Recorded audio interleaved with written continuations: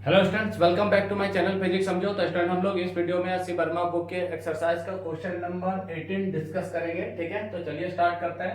Question क्या है student, hydrogen atom contains one proton and one electron. यानी student hydrogen का एक एटम है जिसमें एक प्रोटॉन और एक इलेक्ट्रॉन शामिल है। ठीक है, आगे बोल रहा है it may be assume that electron revolves in a circle of radius 0.53 angstrom. ठीक है, अब आगे कह रहा है क्वेश्चन की जो इलेक्ट्रॉन है वो सर्कुलर पाथ पे रोटेट कर रहा है ना, और उस सर्कल का जो रेडियस है वो कितना है 0.53 एंगस्ट्रॉम है, और 1 एंगस्ट्रॉम इक्वल टू कितना होता है 10 to the power minus 10 metre. ठीक है, आगे बोल रहा है with the proton at the centre, और जो हाइड्रोजन एटम है उसके सेंटर पे कौन है, प्रोटॉन है, और सर्कल में कौन घूम रहा है, इलेक्ट्रॉन घूम रहा है। ठीक है, जैसे मान लीजिए ये हमारा सर्कल हो गया, इस पे हमारा कौन है, इलेक्ट्रॉन है, और इसके सेंटर पे कौन है, प्रोटॉन है। ठीक है स्टूडेंट, आगे बोल रहा है कि द हाइड्रोजन, और अच्छा इसका रेडियस भी गिवन है, आर इक्वल टू कितना है देखिए 0.53 एंगस्ट्रॉम। ठीक है, आगे क्वेश्चन कह रहा है कि the hydrogen atom is said to be in the ground state in this case, यानी इस केस में जो हाइड्रोजन का एटम है वो ग्राउंड स्टेट में है।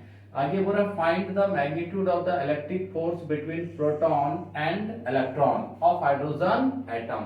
ठीक है, तो हमें क्या फाइंड करना है, तो इस प्रोटॉन और इलेक्ट्रॉन के बीच जो इलेक्ट्रोस्टैटिक फोर्स काम कर रहा है ना, उस इलेक्ट्रोस्टैटिक फोर्स को हमें क्या करना है, फाइंड करना है। तो देखिए ये प्रोटॉन है तो इस पे कैसा चार्ज होगा प्लस, और ये इलेक्ट्रॉन है तो इस पे कैसा चार्ज होगा माइनस। ठीक है, यानी इस प्रोटॉन और इलेक्ट्रॉन के बीच जो इलेक्ट्रोस्टैटिक फोर्स काम कर रहा है ना, वो इलेक्ट्रोस्टैटिक फोर्स कैसा है, तो अट्रैक्टिव इलेक्ट्रोस्टैटिक फोर्स है। ठीक है, तो वही इलेक्ट्रोस्टैटिक फोर्स हमें क्या करना है स्टूडेंट, कैलकुलेट करना है। ठीक, तो अकॉर्डिंग टू कूलम्ब्स लॉ क्या हो जाएगा, F equal to K Q1 Q2 upon R square. ठीक है, तो K, अब देखिए जितना चार्ज प्रोटॉन पे होता है उतना ही चार्ज किस पे होता है, इलेक्ट्रॉन पे होता है। तो यहाँ पे मैग्नीट्यूड की बात करते हैं तो नेचर से हमें कोई लेना देना नहीं है। ठीक है, तो यहाँ पे क्या हो जाएगा E square upon R square. ठीक है, तो k का वैल्यू पुट कर देंगे तो 9 into 10 to the power 9 into E का वैल्यू कितना हो जाएगा 1.6 into 10 to the power minus 19। ठीक है,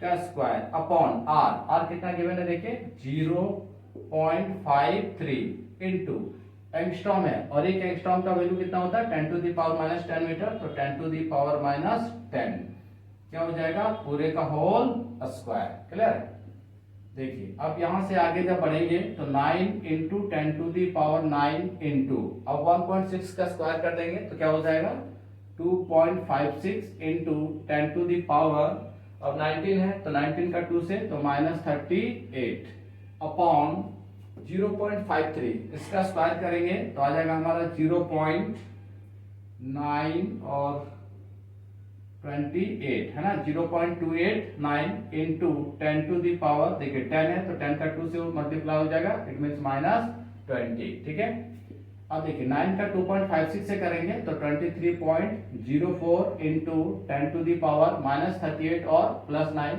तो minus 29 upon 0.289 into 10 to the power minus 20। Clear student, अब जब इस पूरे टर्म को देखिए यहां से अगर हम देखें तो ये माइनस 20 ऊपर जाएगा तो क्या हो जाएगा प्लस 20 हो जाएगा। ठीक है, तो इस पार्ट को अगर हम लोग सॉल्व करेंगे तो हमारा आ जाएगा 82.02 इंटू 10 टू दी पावर, अब ये माइनस 20 है ऊपर चला जाएगा तो प्लस 20, तो माइनस 29 प्लस 20 क्या हो जाएगा माइनस 9 हो जाएगा। ठीक, अब यहाँ पे अगर पॉइंट बढ़ाते हैं, एक पॉइंट इधर लेके आते हैं तो क्या हो जाएगा 8.202 into 10 to the power minus 8, ये हमारा क्या आया F, और फोर्स का यूनिट क्या हो जाएगा न्यूटन। ठीक है स्टूडेंट, ये इन प्रोटॉन और इलेक्ट्रॉन के बीच का फोर्स आया हमारा। ठीक है,